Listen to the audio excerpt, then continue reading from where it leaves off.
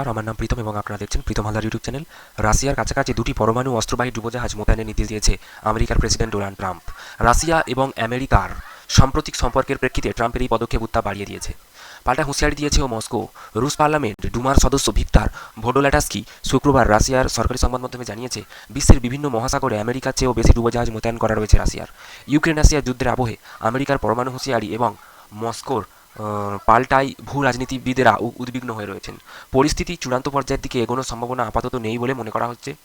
এই পরিস্থিতি তৈরি হলো, কিন্তু কেন এই পরিস্থিতি তৈরি হলো? ভারত এবং পাকিস্তান দুই পরমাণু শক্তিধর দেশের মধ্যে সংঘর্ষ থামিয়েছেন বলে দাবি করেন ট্রাম্প। তিনি কেন হঠাৎ রাশিয়ার সঙ্গে সংঘাতে পরমাণু শব্দ পর্যন্ত পৌঁছে গেলেন? কী কারণে, তার কী ক্ষোভ রয়েছে, আসুন জানা যাক।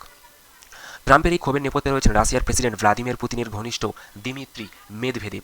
2008 থেকে 2012 সাল পর্যন্ত রাশিয়ার প্রেসিডেন্ট হিসেবে দায়িত্ব সামলেছিলেন।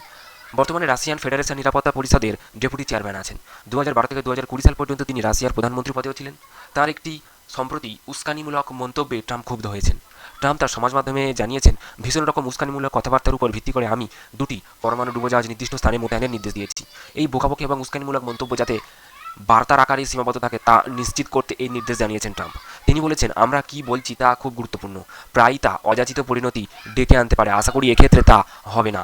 বিতর্কের সূত্রপাতে ট্রাম্প ভারতের উপর শুল্ক আরোপ করার ঘোষণা করা এবং রাশিয়ার সঙ্গে বাণিজ্য নিয়ে নয়াদিল্লিকে খোঁচা দেওয়ার পর ট্রাম্প জানিয়েছেন, রাশিয়ার কাছ থেকে অস্ত্র এবং খনিজ তেল কেনার কারণে ভারতকে জরিমানা দিতে হবে। এই ব্যাপারে আমাদেরকে দুটো ভিডিও আমরা দিয়েছি, আপনারা দেখতে পারেন, ডিসক্রিপশন বক্সে লিঙ্ক রয়েছে।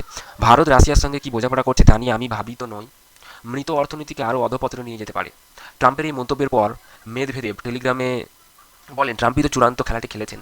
ওর মনে রাখা উচিত আমাদের দেশ শক্তিশালী। এরপর তিনি সোভিয়েত ইউনিয়নের ডেড হ্যান্ড নিষ্প্রাণ হাতের কথা মনে করিয়ে দেন। ঠান্ডা লড়াইয়ের সময় সোভিয়েত ইউনিয়ন যে স্বয়ংক্রিয় বা আধা স্বয়ংক্রিয় পারমাণবিক অস্ত্র নিয়ন্ত্রণ ব্যবস্থা তৈরি করেছিলেন তাকে ডেড হ্যান্ড বলা হতো। মেদভেদকে আক্রমণ করে পাল্টা ট্রাম্প তাকে ব্যর্থ প্রেসিডেন্ট বলেও উল্লেখ করেন। উনি রাশিয়ার ব্যর্থ প্রাক্তন প্রেসিডেন্ট, উনি নিজেকে এখনও প্রেসিডেন্ট মনে করেন।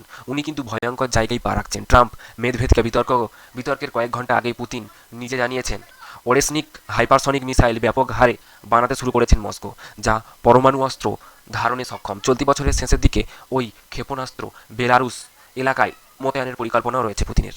ইউক্রেনের যুদ্ধকে কেন্দ্র করে আমেরিকা এবং রাশিয়ার দ্বন্দ্ব প্রকট হয়েছে, তবে পর্যবেক্ষকদের মতে এখনই পরমাণু অস্ত্র নিয়ে আশঙ্কার কারণ নেই। আপাতত ওয়াশিংটন এবং মস্কোর পরমাণুর আলোচনা হুঁশিয়ারির পর্যায়ে সীমাবদ্ধ। রাশিয়ার কাছে ঠিক কোথায় পরমাণুর ডুবোজাহাজ মোতায়েন করা হয়েছে তা স্পষ্ট করেনি ট্রাম্প। রাশিয়ার কতটা নিকটে তা রয়েছে সেই বিষয়েও দ্বন্দ্ব রয়েছে। অনেকেই বলছেন, পরমাণু ডুবোজাহাজ বলতে ট্রাম্প কী বুঝিয়েছেন তাও স্পষ্ট নয়। মোতায়েনের নির্দেশ দেওয়া হয়েছে সেগুলি আদেও পরমাণু অস্ত্রবাহী না পরমাণু শক্তি দ্বারা চালিত ডুবোজাহাজ তা নিয়েও সন্দেহ প্রকাশ করেছেন কেউ, তা নিয়েও সন্দেহ প্রকাশ করেছেন অনেকে। এরকম ভিডিও দেখার জন্য অবশ্যই আমাদের চ্যানেলটিকে সাবস্ক্রাইব করে রাখবেন। ধন্যবাদ।